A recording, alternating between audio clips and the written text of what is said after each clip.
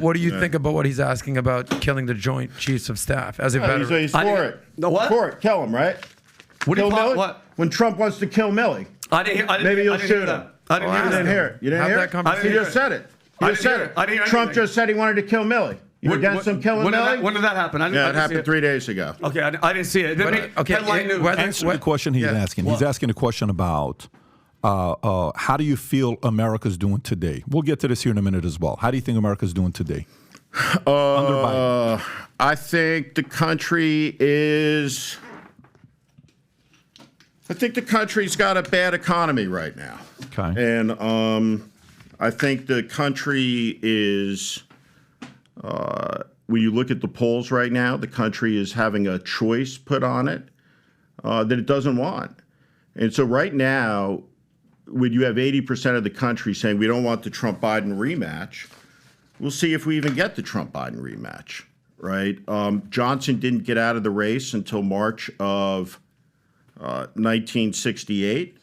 We'll see. We'll see what happens. We'll see what happens if Glenn Youngkin gets in to the race from Virginia. We'll see what happens if Nikki Haley pops in New Hampshire. Trump isn't going to go down in a national election. He'll lose in Iowa first, and then he'll lose in New Hampshire. And the candidate that could beat him in Iowa, hasn't revealed themselves yet. But Nikki Haley can beat him in New Hampshire.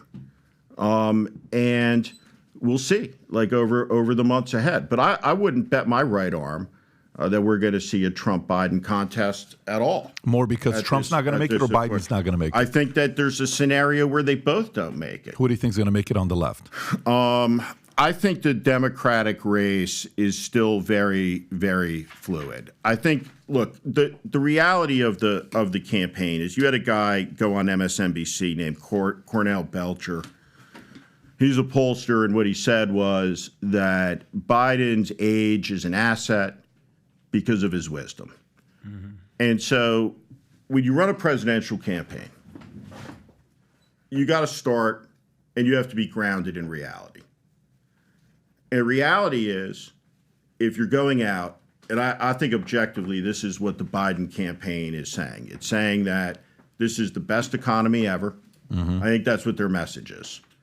And two, his age is an asset and he's the wisest guy in the land.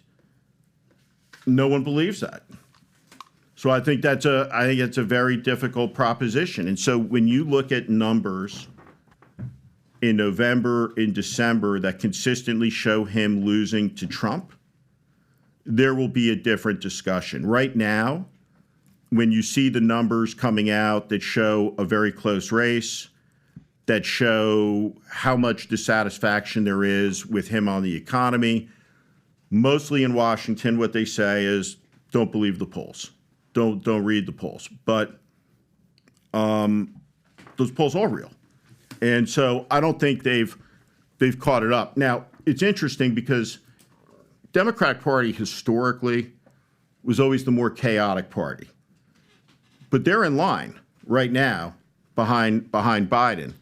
But if this Minnesota congressman, for example, Dean Phillips, if he were to go up and run against Biden in New Hampshire, I think he would do very well. James Carville is shouting from the rooftops about people better wake the fuck up because 3/4 is a big number. When you look at gas prices, when you look at interest rates, when you look at real wages, all of these things, the economy's in tough shape for most people. Regarding California yesterday, gas prices were $6.50 in California. But going back to your question, what are your thoughts on Newsom? He'd be a very formidable candidate. We're on the same page. Let me answer the question for you guys with this Trump thing. Can you pull this up so we can, because he asked the question, I want to answer his question. So Trump said what? Trump floats the idea of executing. How did he say it? Can you pull up the quote on what he said? What did Trump say? Exact words, if you can find it. Go a little lower, and yet none of the execution. Well, I see it suggests what? General execution, but what's the exact words? And who said it? Who was it on camera? Do you know where he said I don't it? even. I'm trying to look. Steve, the phone call. Oh, is this one of those? Like he heard somebody say? Steve, do you know where he said this? It's in the. He says the punishment would have been death regarding the phone call that he made to China. Yeah. Well, these are some combination of Trump's tweets, statements. Okay, so he didn't actually say it. No, he actually absolutely said it. I'm looking for the actual quote of what you said that he said. Well, first of all, he ordered death. Number one, bullshit. It's number one. It's treason to talk to China behind the president's back. What? That's number one. No, but it's number not. two. It's not. But can I give you my number two? Yeah. My number two is, I don't support those words. Here's what you have to realize. I don't sit there and support every word a candidate's going to say, left or right. I'm not sitting there saying, I 100% agree with 100% of what this guy says. No, I don't. That I've never been like that ever with a person that's been a president. Is this the one? So let's read it. Mark Milley will let an embarrassing moment in American history with his gross incompetent intention on Afghanistan, costing lives and handing over billions of dollars of the finest military equipment over the years. Next week, this will be a time for all citizens of the U.S. celebrate. This guy turned out to be a woke train wreck who, if the fake news reported is correct, was actually dealing with China to give them a heads up on thinking of the president of the United States. This is an act of egregious that in times gone by, the punishment would have been death. Yeah, okay, that's not saying that's what he's saying. Well, I was waiting for war between China and the United States could have been the result of a treasonous act. He's right. I mean, I agree with that. And he didn't say he's got to die. So that's the response. So it was fake news. So you just did basically what the media does. He's calling for the assassination of the chairman of the Joint Chiefs of Staff. Right there. Get the fuck out of here. That's fake news. His word saying this is an act so egregious that in times gone by in the past. Well, first off, the act was normal, standard. He was talking, as the chairman does, to his counterpart in the Chinese military to deconfliction reasons, which are normal, appropriate, and standard conversation. To each his own at this point, right? With this area, somebody can say this is a little bit of an exaggeration. He's not saying he should die. No. Yeah, listen, Donald Trump. Has made intimations of violence towards many people, judges, including the chairman of the Joint Chiefs of Staff. This tweet, other statements, and it is what it is. What are your thoughts about this? This is disgusting. Well, how do you read it? I'm curious. Number one. By the way, my mic keeps cutting out every once in a while. No, I want your thoughts on this. I'm going to say this, and then I want to ask a question before we wrap up. But this is the whole thing, is that it's not literally him calling for death, but the whole premise with Trump and where it gets complicated is that it is a lot of dog whistling. I'm not going to come out and say it, other than Russia, 30,000 emails. But he dances around, typically this is death.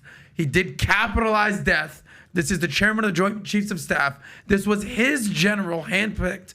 So again, it's not literal, but there is some sort of hyperbolic nature about Trump where you can kind of interpret it this way. But if this were a flag, yellow flag football, you don't know. That's the whole thing with Trump. Is he didn't come out and say it, but he said it without saying it. Can you guys hear my voice or no? Yeah, I can hear you. Okay, go for it. Yeah, well, here's my question. But let's go back to the strategy thing. Yeah. Because if we parse through all the nonsense, at the end of the day, whether 75% of people want to see Trump Biden, it's looking like we're heading for this train wreck. If you're the campaign manager, if and when you might even get this call, based on your strategic abilities, you're the campaign manager for 80-year-old Joe Biden. You know that the economy is weak. You know that people are fed up. You know that Trump is also a weak candidate numerically. How would you go about winning against Trump if you're Joe Biden's campaign manager? Well, the extremism is the issue. And at each time you have a Carrie Lake-style whack job running for office, they tend to lose over and over again. So he needs to put the extremism at the front and center of the campaign. And then they also need to get an economic message that's reality-based, because right now it's not reality-based. So I believe, this is my opinion, that they're going to take the footage of January 6th, the not-so-peaceful stuff, the stuff where it's actually violence, and they're just going to pump $100 million into that and simply say, is this what you want more of? Whether it was an insurrection or not is irrelevant. they're going to take the worst of the worst images and say, is this what you're voting for? And where are they going to play that? They're going to play that in Pennsylvania. They're going to play that in Detroit. They're going to play that in Iowa. They're going to play that in Ohio. They're going to play it in the 100,000 swing votes that basically vote for Obama or Trump back to Biden. And how's that going to work? Well, I mean, first off, let me just say, we're sitting here talking about it. I honestly don't know what the no labels people are going to do. Mm-hmm. Right? They either have the $100 million they need to get ballot access or they don't.